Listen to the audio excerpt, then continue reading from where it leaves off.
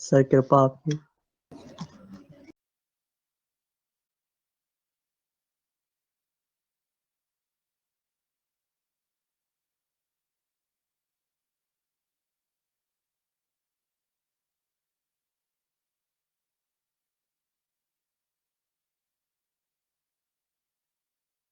Good evening बच्चों।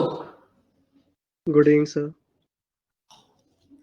दीपक, आजकल एकदम तूफान मचा रखा है आपने। नहीं सर, ऐसा भी कुछ नहीं है। नहीं, एकदम एग्जैक्ट टाइम पे। सर कृपा आपकी।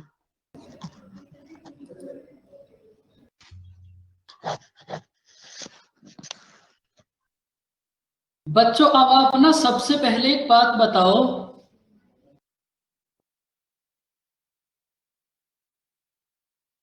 गुड इवनिंग बच्चों। सबसे पहले आप एक बात बताओ, कल एक मॉक टेस्ट हुआ होगा बहुत सुंदर सा, बहुत प्यारा सा। किसी का ऐसा मन करा, किसी ने उसको दिया हो, मतलब अगर आपको थोड़ा बहुत टाइम मिला हो तो। यस सर, मैंने तो दिया था, पर जब जैसे ही मैं सेकंड क्वेश्चन पे आ रही थी मैथ्स के, वो अपने आप ही फिर बंद हो जा रहा था। ऐसे मैंने करके 2 बार दिया, फिर ऐसे हुआ, फिर मैंने छोड़ दिया। तो ये सारी दिक्कतें बच्चों मैथ में ही होती है, तो बाकी सब में भी होता है कुछ।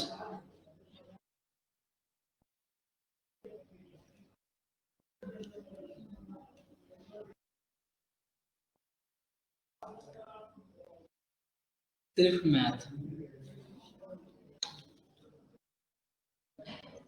देखो, आज एक बात मैंने मॉर्निंग वाले बच्चों को भी समझाई थी और अभी मैं आपको भी समझाऊंगा। कितना भी पढ़ लो, कभी सिलेक्शन नहीं होगा। सिलेक्शन कैसे होगा अब आप ना वो समझ लेना। पहले इस छोटे से पार्ट को कर लो, प्रिपोर्शन।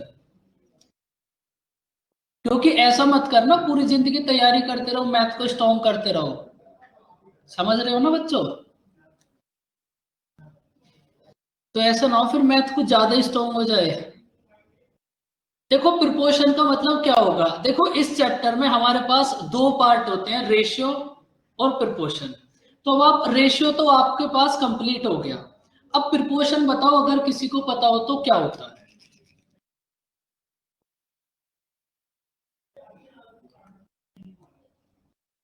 देखो, हमारे पास 3 टाइप के प्रिपोर्शन है। उसमें से एकदम इजी पार्ट और इसमें से जो क्वेश्चन एग्जाम में आएगा वो भी एक ही क्वेश्चन है बस।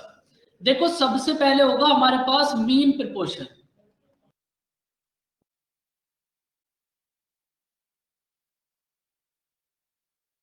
आपके पास 2 वेरिएबल हैं ए और बी, और आपको इनका मीन प्रिपोर्शन फाइंड आउट करना है। तो बताओ बच्चों, कैसे करोगे? किसी को कुछ पता? देखो, ये जो प्रिपोर्शन वाला पार्ट है ना, 90% टीचर्स तो ऐसे हैं जो इसको पढ़ाते ही नहीं है, क्योंकि एग्जाम में इसके आने की जो चांस है ना के बराबर है। लेकिन कोर्स में है तो फिर भी आप पढ़ो। आए या ना आए वो हम डिसाइड नहीं करेंगे, एग्जाम में क्या आएगा। देखो, आपके पास मीन प्रिपोर्शन होगा √AP। आपके पास 2 वेरिएबल हैं ए और बी, और आपको इनका मीन प्रिपोर्शन फाइंड आउट करना है, तो ये होगा √AB। अब ऐसे बस आपके पास 3 फॉर्मूले और प्रिपोर्शन खत्म। ये है मीन प्रिपोर्शन। उसके बाद होगा आपके पास थर्ड प्रिपोर्शन।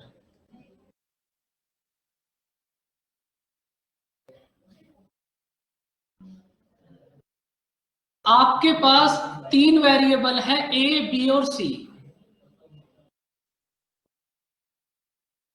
आपके पास 3 वेरिएबल हैं ए, बी एंड सी, और आपको थर्ड प्रिपोर्शन फाइंड आउट करना है। क्या होगा बताओ बच्चों, अगर किसी ने इसको करा हो अभी तक।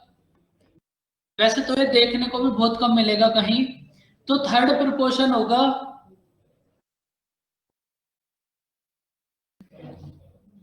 AC equals to B square,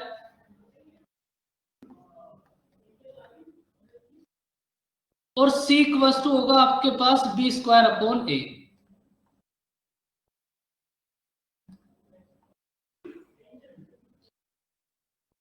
third proportion होगा आपके पास c equals to b square upon a। बच्चों इन दोनों को नोट करो। सर कुछ समझ नहीं आया। अभी आप एक बार ना रोहन इसको नोट कर लो, अभी जब इसके क्वेश्चंस करेंगे ना ये तभी समझ आएगा। अभी तो ये वेरिएबल a और b हैं। हाँ बोलो। सर ये थर्ड प्रोपोज़िशन है, मतलब इसका कुछ फर्स्ट और सेकंड प्रोपोज़िशन नहीं है, एकदम डायरेक्ट थर्ड है। नहीं, एक तो मीन होगा। देखो अगर आपके पास दो वेरिएबल हैं a और b तो उसका नाम होगा मीन प्रिपोर्शन। उसके बाद है आपके पास थर्ड प्रिपोर्शन, उसके बाद एक और होगा फोर्थ प्रिपोर्शन। बस मतलब 3 वेरिएबल अगर होंगे तो उनके लिए थर्ड प्रोपोज़िशन होगा। नहीं नहीं नहीं, अभी बस इसको नोट करो, क्वेश्चन से समझ आएगा। मीन प्रिपोर्शन होगा रूट ए बी, थर्ड प्रिपोर्शन होगा c equals to B square upon a. Question से समझ आएगी ये बात जब एग्जैक्ट क्वेश्चन होगा। और फोर्थ प्रिपोर्शन होगा आपके पास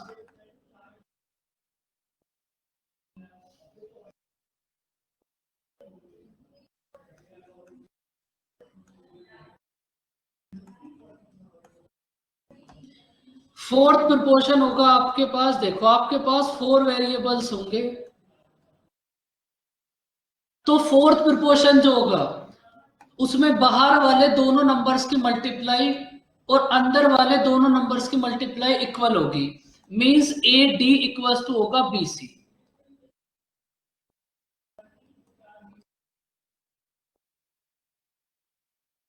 जो आपके पास फोर्थ प्रिपोर्शन होगा उसमें ए डी इक्वल्स टू होगा बी सी। करो इसको भी नोट। बस इसमें इतना ही था, इसके बाद क्वेश्चन देखते हैं। और एसएससी में तो मतलब आ सकता है, जो सीएचएसएल और सीजीएल है उसमें तो ये आ सकता है, बाकी बैंकिंग में तो बहुत कम चांस है जो आए।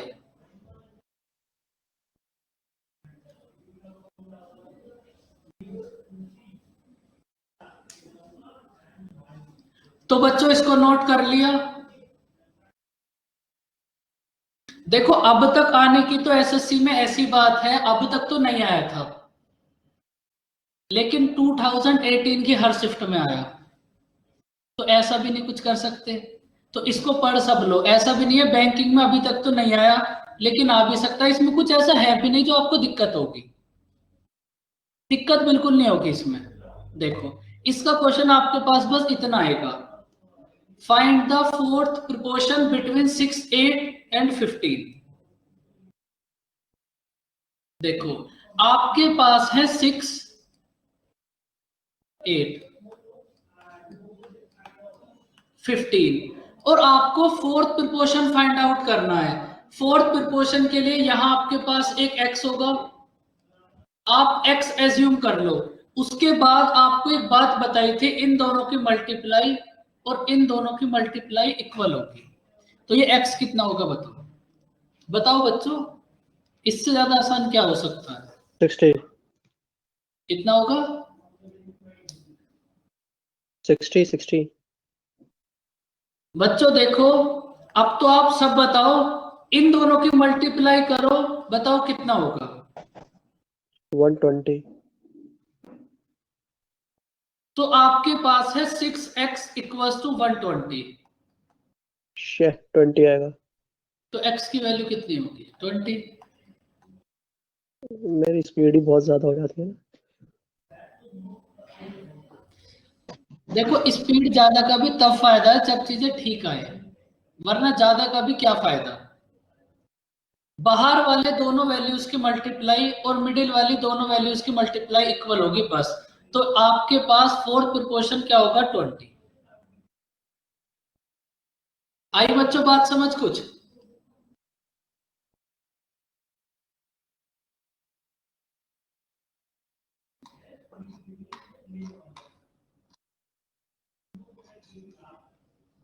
देखो इसमें तो आपको डायरेक्ट लिखा हुआ मिलेगा, मेन प्रिपोर्शन, थर्ड प्रिपोर्शन, फोर्थ प्रिपोर्शन।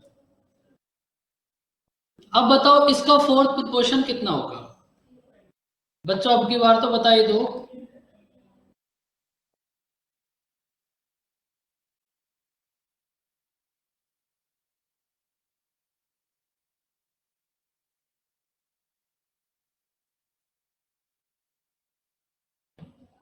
40 40। यानी फिर गलत। बताओ बच्चों कितना होगा। भाई आप ये बताओ इन दोनों की मल्टीप्लाई आपके पास कितनी होगी। भाई इसमें कुछ 920 नहीं करना, मिडिल वाली दोनों वैल्यूज की मल्टीप्लाई और बाहर वाली दोनों वैल्यूज की मल्टीप्लाई इक्वल होगी बस। तो आपके पास 18x इक्वल्स टू होगा 720। 18x इक्वल्स टू होगा 720। तो बच्चों x की वैल्यू कितना होगी।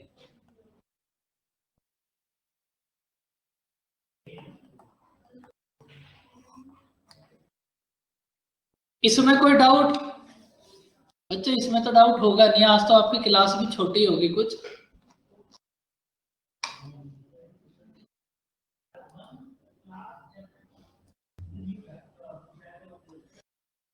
आपके पास रोहन क्वेश्चंस इस टाइप से आएंगे। आपको मीन प्रोपोर्शन फाइंड आउट करना है बिटवीन 6 एंड 24। ऐसा क्वेश्चन आएगा डायरेक्ट। तो मीन प्रोपोर्शन का फॉर्मूला क्या होगा, रूट ए बी।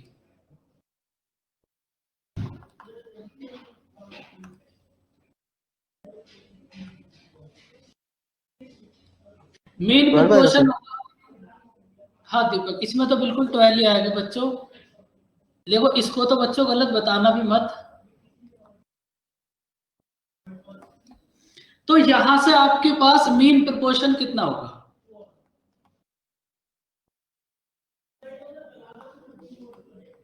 मीन प्रोपोर्शन होगा आपके पास 12। बस ये सिंपल सा आंसर होगा। और बच्चों रिकॉर्डिंग की याद मत दिलाया करो, ठीक है। ओके बच्चों, आपको कुछ भी याद नहीं दिलाना होता, ना कोई रिकॉर्डिंग ना कुछ। फिर आप मैसेज करोगे लिंक दे दो, बेटा लिंक मिलेगा कहां से। लिंक होना भी तो चाहिए उसके लिए। तेरी क्वेश्चन एक आधा ही आता है। वो भी आया तो अब तुम खुद से सोचो रोहन, ऐसा क्वेश्चन तो इतना आएगा इजी नहीं। क्वेश्चन कौन देगा। हाँ लेकिन देखो कोर्स में है तो हमें करना भी पड़ेगा। ठीक है सर। कल को ऐसा ना हो ना आप कहीं और देखो, आपको दिख जाए, फिर आपको ऐसा नहीं लगे, ऐसा लगे कि हमें नहीं कराया।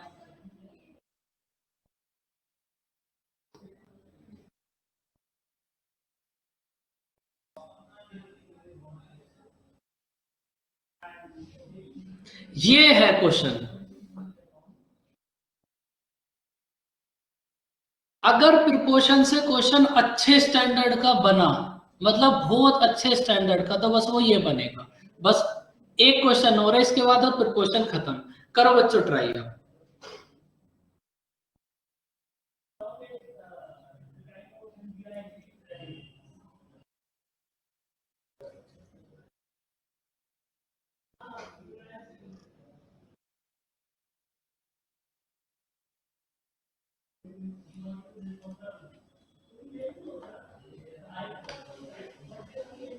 आपके पास 4 नंबर्स हैं 21, 22, 60 और 64। आपने चारों नंबर्स में से x को सब्ट्रैक्ट कर दिया। उसके बाद आपको मीन प्रोपोर्शन फाइंड आउट करना है x+1 और 7x+8 का। ये बताओ इसको सॉल्व कैसे करोगे।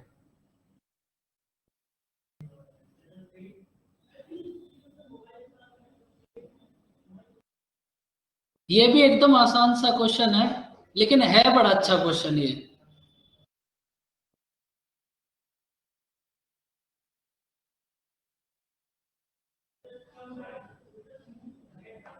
देखो x की वैल्यू निकालने का ही तो गेम है बस इस क्वेश्चन के अंदर। देखो अगर आपने x की वैल्यू फाइंड आउट कर ली तो आपका मीन प्रोपोर्शन क्या होगा।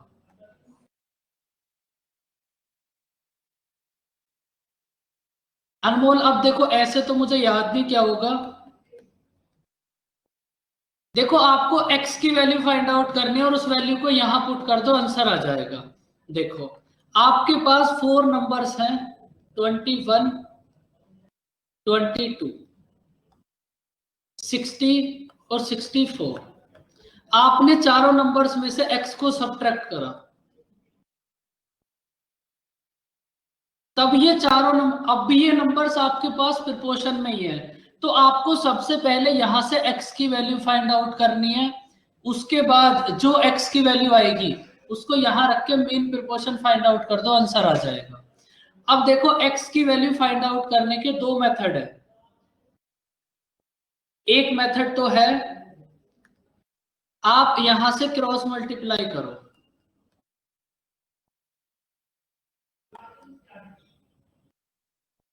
एक मेथड तो आपके पास है यहां से क्रॉस मल्टीप्लाई करो और फिर x की वैल्यू फाइंड आउट करो।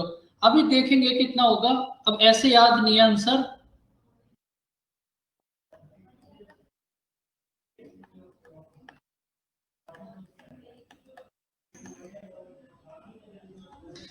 अब ये बताओ यहां से आपको x की वैल्यू फाइंड आउट करनी है, तो आपने इसको 22 माइनस ऐसे, एक्स आएगा सर, 64 माइनस एक्स की जगह।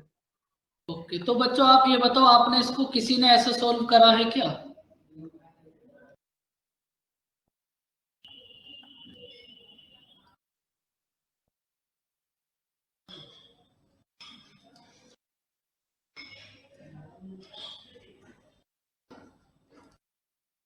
कुछ नहीं करना, बस यहां से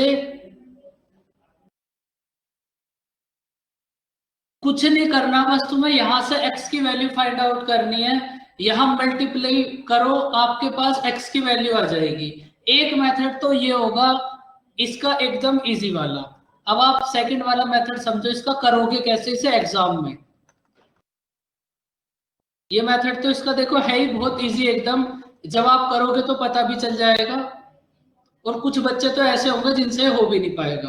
अब आप देखो एक्चुअल में इसको करोगे कैसे, इन दोनों का डिफरेंस बताओ कितना होगा, 21 और 22 का difference.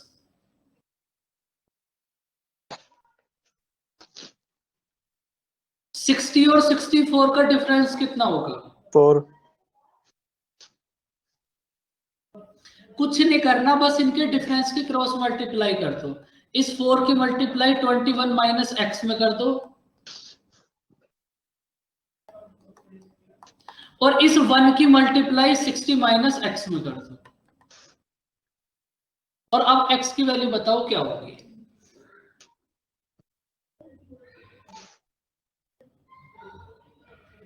$84 minus 4x equals to 60 minus x। बताओ बच्चों x की वैल्यू क्या होगी? 3x equals to 24। बिल्कुल 8। तो x की वैल्यू होगी आपके पास 8।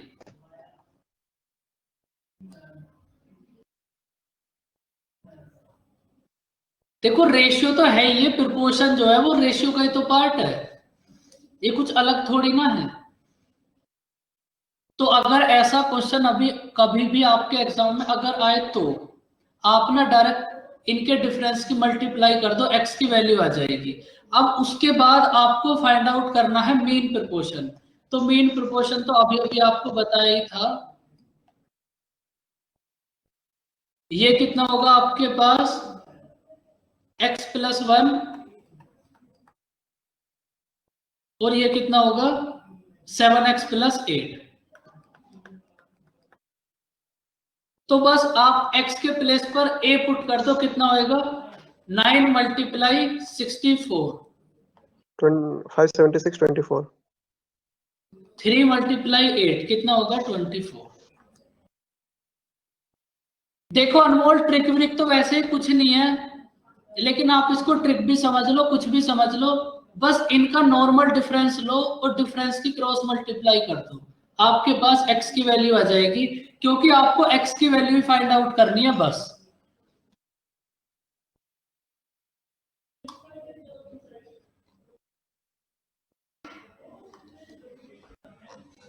तो बच्चों एक बात पूछनी थी कि जैसे सर पिछले वाले में जिसमें हमसे फोर्थ प्रोपोर्शन पूछा था, उसमें हमें 3 वैल्यूज, मतलब उसमें भी हमें लाइन से वैल्यूज दी हुई थी, तो उसमें हमें पता था कि हमने फर्स्ट वैल्यू और लास्ट वैल्यू और बीच की 2 वैल्यूज को वो रखना ही वैसे है।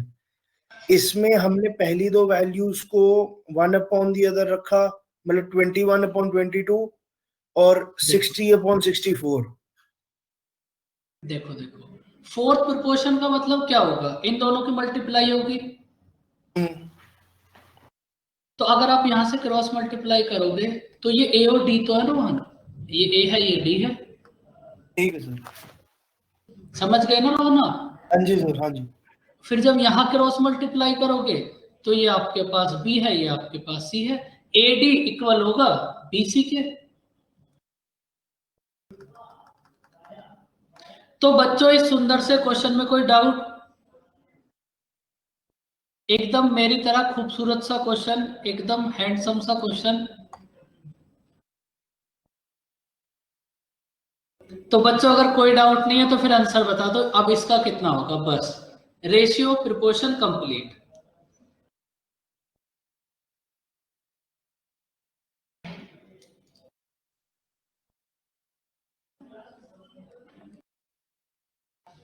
इसमें आपने x को ऐड करा है,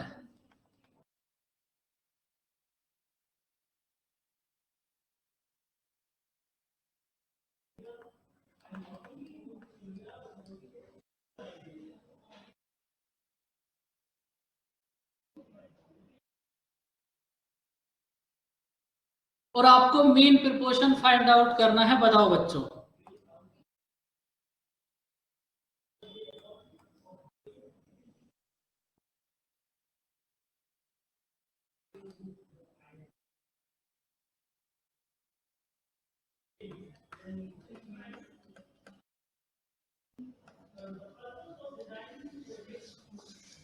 करो ट्राई और बताओ आंसर कितना होगा।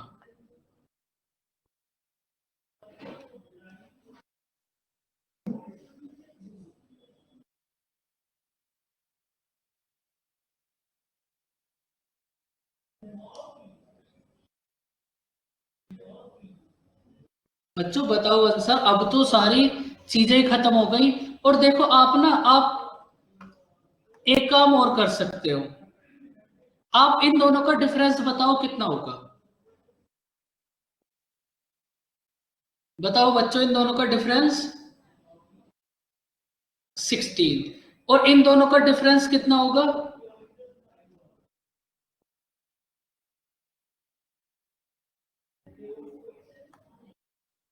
24। तो आप इनका ना नॉर्मल रेशियो फाइंड आउट कर लो। इन दोनों का रेशियो कितना होगा? 2:3। 3 की मल्टीप्लाई 12 प्लस एक्स में कर दो, 2 की मल्टीप्लाई 21 प्लस एक्स में कर दो। एक्स की वैल्यू बच्चों अब तो बता दो, एक्स की वैल्यू क्या होगी?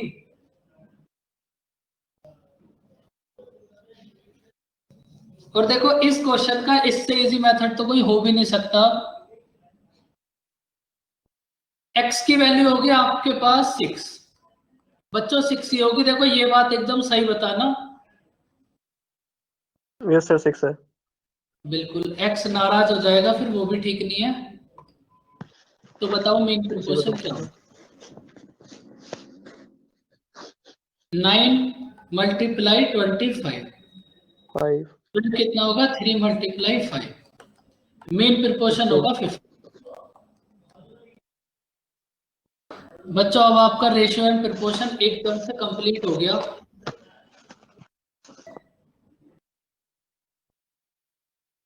और आप अब ये बताओ, ये वर्कशीट इसकी तो आपको मिल ही गई होंगी। तो रेशियो की बच्चों नहीं मिली सर। रेशियो की वर्कशीट नहीं मिली बच्चों? सर इसकी एक बार पिछली स्लाइड खोलना।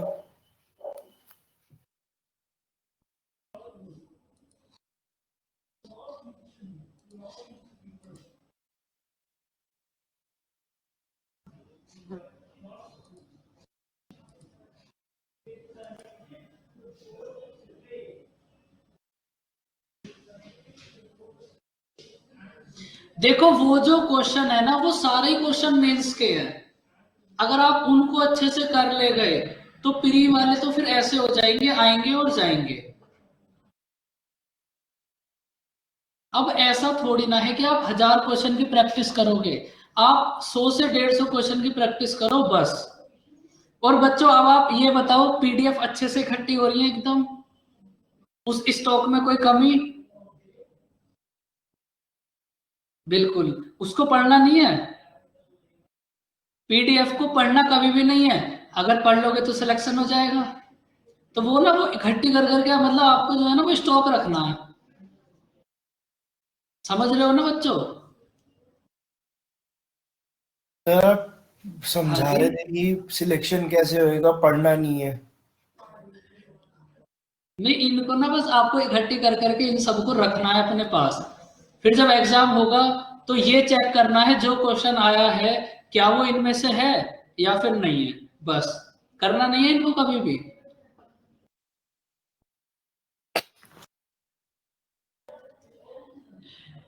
बच्चों देखो, मैं तो खुद से ही आपको बस एकदम सेलेक्टेड चीजें देता हूँ। बस मैं तो खुद से ही मना करता हूँ, कोई बुक नहीं, कुछ नहीं। सर तो हाँ बोलो। सर उस क्वेश्चन में मैंने रेशियो थोड़ा अलग किया था, फिर मेरा x=2 आ रहा है। आपने क्या कर दिया ऐसा? सर 12 + x के वहाँ पे 28 की जगह पे 21 + x कर दिया और 28 ना वो फिर राइट गलत साइड। हो जाएगा। ये इसका एक्चुअल प्रोसेस यही होगा, क्योंकि फोर्थ प्रोपोर्शन में आपको समझाया था ना, ए और डी की मल्टीप्लाई होगी हमेशा। तो यहाँ से जब आप क्रॉस मल्टीप्लाई करोगे, ये है ए, ये है डी, तो हाँ, ए तो डी ही तो और हो रहा है, तो ही तो हो रहा है। 12 वही + कहता x हूँ। by 12 + x by 21 + x। तो फिर उसके बाद फिर नहीं, ऐसे उधर थोड़ी ना कर सकते हो आप। देखो, कर सकते आप ऐसा नहीं है बस लास्ट में जाके बस इन दोनों की मल्टीप्लाई करनी है। नहीं ऐसा नहीं हो रहा सर। हाँ, अब बताइए जरा। हाँ, देखो, ये जो इसको लिखने का प्रोसेस है ना, ये यही होगा जो आप जो लिखा हुआ है वो जो ऐसा एक ही कभी का मतलब होने से 21 और x और 28 + x को इंटरचेंज कर दो तो एक ही रहेगा चीज, एक ही रहना चाहिए। भाई आप देखो, आप समझ नहीं रहे बात। ये जो फोर्थ प्रोपोर्शन की कंडीशन क्या है? कंडीशन तो ये कंडीशन सेटिस्फाई हो रही है, हाँ वो तो हो रहा है। तो फिर x की वैल्यू सेम आएगी। फिर आप देखना कहीं मिस्टेक कर रहे हो। फिर हो नहीं रहा, फिर मैंने चेक किया 2 बार। देखो, प्रोपोर्शन का आप मतलब समझ नहीं पा रहे। आपको ऐसा नहीं है कि बस इनकी मल्टीप्लाई करनी है। इसका जो सीक्वेंस है ना, वो सीक्वेंस भी यही होगा जो लिखा हुआ है। अच्छा प्रोपोर्शन आपके कोर्स में ना इतना है ही नहीं, मतलब इतना सही पार्ट है बस। लेकिन एक्चुअल में प्रोपोर्शन है बहुत बड़ा, लेकिन वो आपके उसमें है नहीं।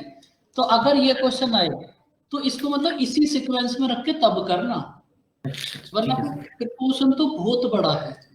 जब आपके सिलेबस में नहीं है तो करना क्या? एक यही क्वेश्चन है जो एग्जाम में आ सकता है बस। बताओ इसमें क्या डाउट है?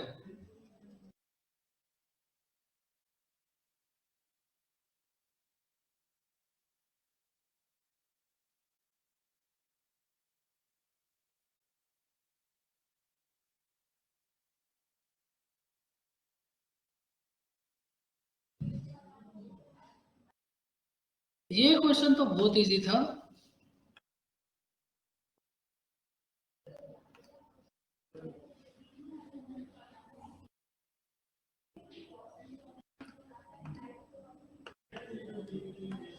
भाई सब बच्चे ट्राई करो और बताओ कैसे करोगे।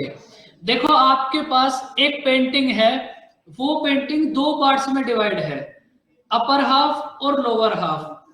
पूरी पेंटिंग में ब्लू और येलो कलर का रेशियो है 4 और 3। पूरी पेंटिंग में ब्लू और येलो कलर का रेशियो है 4 और 3। उसके बाद अपर हाफ में रेशियो है आपके पास 2 और 3। तो आपको लोअर हाफ में फाइंड आउट करना है क्या होगा। देखो, ये जो आपके पास पूरी पिक्चर में है 4 और 3, इसको आप 400 और 300 एज्यूम कर लो। देखो, इसके बाद हमारे पास दो हाफ हैं। अगर दो हाफ हैं तो ऊपर कितना होगा? 350। भाई ये टोटल कितना हो गया? 700। जब आप 700 को दो हाफ में डिवाइड करोगे तो अपर हाफ कितना होगा? 350 और लोअर हाफ कितना होगा? 350। अब आप ये देखो, 350 में 2 और 3, 5 की वैल्यू है आपके पास 350, तो बच्चों 1 की वैल्यू कितनी होगी? 70।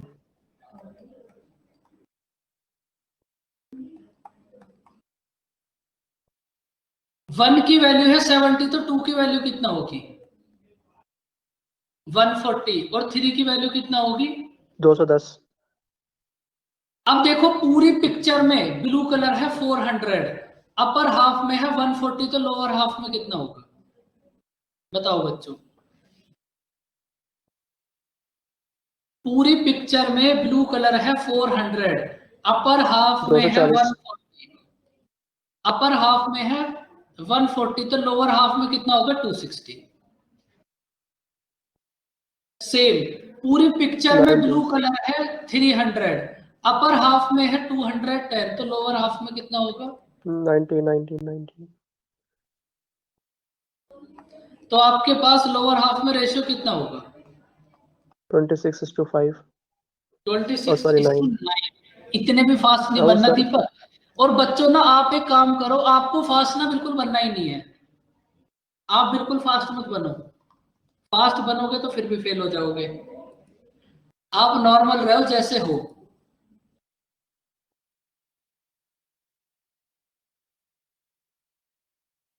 तो बच्चों आप एक बात समझ लो, आप मॉक टेस्ट क्यों नहीं देते? अब आप ये बताओ, सिलेक्शन होना या ना होना हमेशा मॉक टेस्ट पे डिपेंड करेगा। इस बात को हमेशा याद रखो। और कुछ बच्चे ऐसे होंगे जो ये सोच रहे होंगे बस एक बार कोर्स कंप्लीट हो जाए उसके बाद देंगे, फिर भी कुछ नहीं होगा। कोर्स एक क्या 10 बार कंप्लीट कर लो, मॉक टेस्ट दोगे ना उतने ही नंबर आएंगे जितने आ जाएंगे, वरना देकर देख लेना। तो मॉक टेस्ट की आप प्रैक्टिस करो, प्रैक्टिस करो, प्रैक्टिस करो। सिलेक्शन हो, देखो कोर्स तो एक बार हो गया, बहुत अच्छी बात है, दोबारा इसका रिवीजन जरूर करो। रिवीजन तो साथ साथ चलता रहना चाहिए, लेकिन मॉक टेस्ट बिल्कुल साथ साथ देते चलो। क्योंकि कोई क्वेश्चन अगर आपने करा है उसके बाद उसे जज आप मॉक टेस्ट से ही करोगे। क्योंकि जो आप वर्कशीट कर रहे हो, जो आप क्लास प्रेजेंटेशन है, ये तो आपने कर ही लिया। उसके बाद एक्चुअल में आपको मॉक से पता चलेगा आपने कुछ करा भी है या बस टाइम ही खराब करा है। तो इसलिए बच्चों मॉक टेस्ट को कभी भी इग्नोर मत करो, और आप ना मॉक टेस्ट साथ साथ दो, सिलेक्शन खुद हो जाएगा। क्योंकि अभी आपने क्या करा है, परसेंटेज कर लिया। अभी जब आपकी मैथ्स कंप्लीट होगी, लास्ट में डीआई करेंगे, तो जब आप डीआई करोगे ना तब आप इसको भूल जाओगे। फिर तुम्हें ऐसा लगेगा एक बार परसेंटेज का रिवीजन कर लें फिर मॉक टेस्ट देंगे, फिर तुम परसेंटेज करोगे फिर डीआई भूल जाओगे, फिर डीआई करोगे फिर प्रॉफिट एंड लॉस को भूल जाओगे, और ये प्रोसेस चलता ही रहेगा हर बार। तो इस प्रोसेस को इग्नोर करने के लिए मॉक टेस्ट साथ के साथ देते रहो। देखो मॉक टेस्ट में आएंगे सारे चैप्टर्स, इसका मतलब अगर आपने एक 35 क्वेश्चन करे तो आपने कंप्लीट मैथ को 20 या 25 मिनट में रिवाइज कर लिया। कंप्लीट मैथ को 20 या 25 मिनट में रिवाइज कर लिया। उसके बाद जिस टॉपिक में बार बार आपको दिक्कत आए उस टॉपिक का रिवीजन करो 2 बार 3 बार, फिर से मॉक टेस्ट दो। तो ये जो प्रोसेस है ना, ये सिलेक्शन तक चलना चाहिए, और सिलेक्शन होगा भी इसी से। नोट्स बनाने से कभी भी सिलेक्शन होगा नहीं। रिवाइज करो, मॉक टेस्ट दो। हाँ बोलो दीपक। सर मैं ये पूछ रहा था, जैसे मॉक टेस्ट में जो क्वेश्चंस होते हैं सर, तो मतलब उसमें तो कुछ चैप्टर ऐसे भी होते हैं जो नहीं पढ़े होते हैं, तो सर उसको कैसे करेंगे फिर? कुछ ऐसे भी तो होते हैं जो करे हैं, उनको करो। जी सर। उनको करो। आपका टारगेट ये होना चाहिए जो आपने कर लिया बस वो गलत ना हो। जो आपने नहीं करा उसकी तो कोई गलती नहीं है अभी, लेकिन जो कर लिया, जो पढ़ लिया वो गलत ना हो। और जिस दिन ऐसा करने लगे ना उस दिन सिलेक्शन अपने आप हो जाएगा। 90% बच्चे यही सोचते हैं कि एक बार कोर्स कंप्लीट हो जाए फिर हम ये कर देंगे वो कर देंगे, कुछ नहीं होता फिर भी।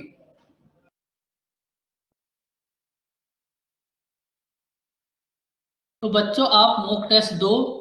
ऐसे बहुत बच्चे हैं जिनको इतने साल लग जाते हैं और कभी भी पूछ लेना, वो बच्चे हमेशा ही मॉक टेस्ट से बचते होंगे।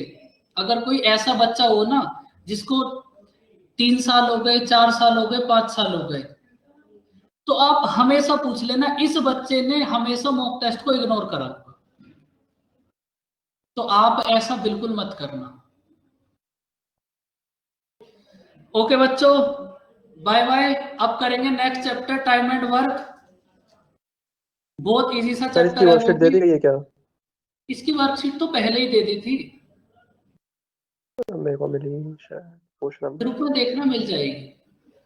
अच्छा जी सर, ठीक है जी, थैंक यू तो सर। बच्चों मॉक टेस्ट वगैरह पर थोड़ा फोकस करो,